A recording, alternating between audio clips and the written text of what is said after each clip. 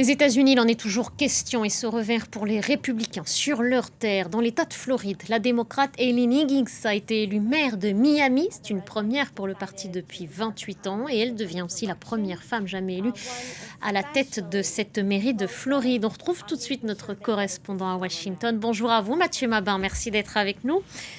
Mathieu, une première question. D'abord, quelle est la valeur de cette victoire pour le camp démocrate? Qu'est-ce que ça leur apporte d'avoir la mairie de Miami? C'est évidemment toute la question, cette victoire démocrate à Miami, première bascule en 28 ans, vous l'avez dit, résonne effectivement bien au-delà de la Floride, bien entendu, vous vous en doutez. Miami, c'est un laboratoire politique, ça l'a toujours été en quelque sorte.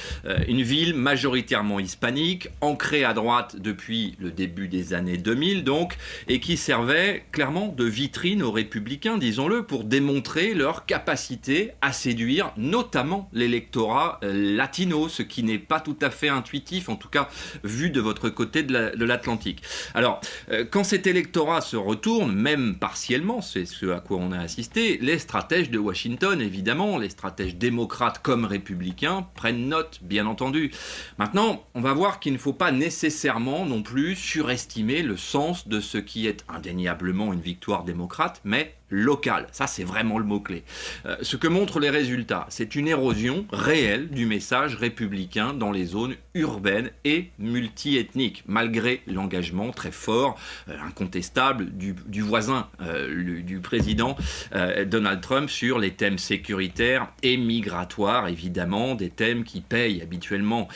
Miami envoie un signal, on l'a compris, mais les électeurs urbains ne sanctionnent pas uniquement un parti, évidemment, ils sanctionnent un style politique et un climat national devenu clairement tendu, particulièrement dans ces grandes agglomérations multiethniques. On évoquera très rapidement l'action de ICE, notamment, qui inquiète les familles à Miami, notamment, et notamment les familles latino. Ce basculement intervient aussi dans un contexte où les démocrates cherchent à reconstruire une majorité latino qui s'était effritée, c'est vrai, dans les années 2016-2024. Les années Trump.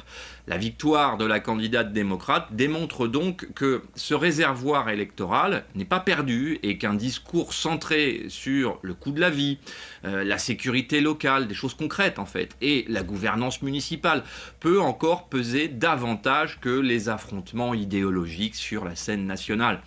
Contrairement à ce que beaucoup sur cette même scène nationale ont pu croire après la défaite retentissante de Kamala Harris à la dernière élection présidentielle.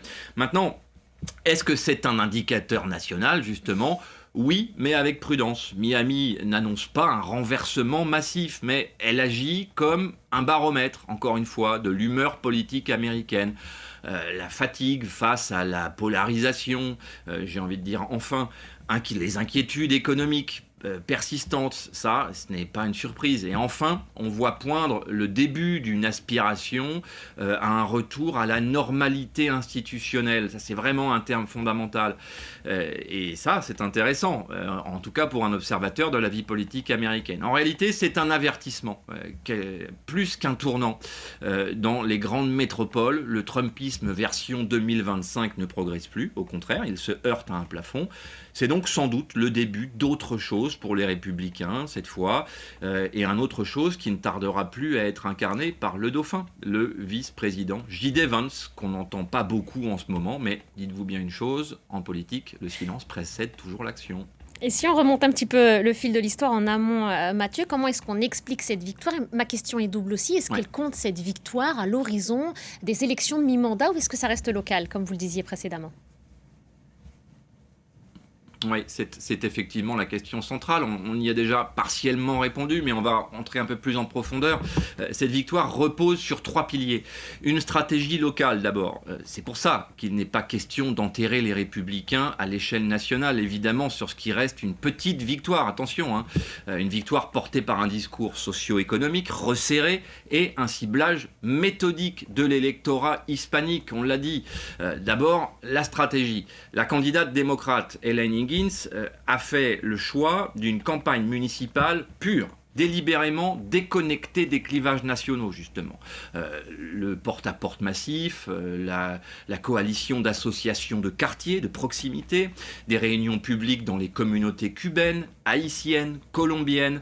Elle a réussi à dépasser l'image d'une candidate du parti, en quelque sorte, pour se présenter comme une gestionnaire pragmatique, une fille du coin, une voisine, encore une fois, centrée sur les urgences du quotidien. Ensuite, le programme. 3 axes dominants, la sécurité, essentielle, avec la promesse d'augmenter les effectifs de police de proximité sans tomber dans la rhétorique, encore une fois, répressive nationale. Le logement, devenu absolument inabordable à Miami, où plus d'un tiers des habitants dépensent, attention, plus de 40% de leurs revenus rien que pour se loger. Et enfin, la lutte contre la corruption locale, qui est un véritable fléau, un thème sensible en tout cas dans le sud de la Floride, après plusieurs scandales municipaux ces dernières années. Enfin, la dimension hispanique. Higgins a misé, encore une fois, sur un message simple: améliorer la qualité des services municipaux dans les quartiers où les promesses n'avaient jamais été tenues, c'est-à-dire, encore une fois, des quartiers à majorité hispanique. Voilà, ce positionnement tranche donc avec la stratégie républicaine, davantage tournée vers l'alignement sur les priorités nationales du président. Dans une ville saturée de débats idéologiques, encore une fois, elle a proposé une campagne territorialisée, dépolitisée en quelque sorte. Et les électeurs urbains ont entendu son message jusqu'à la porter à la victoire et à l'hôtel de ville de Miami. Merci beaucoup, Mathieu Mabin depuis Washington. Nos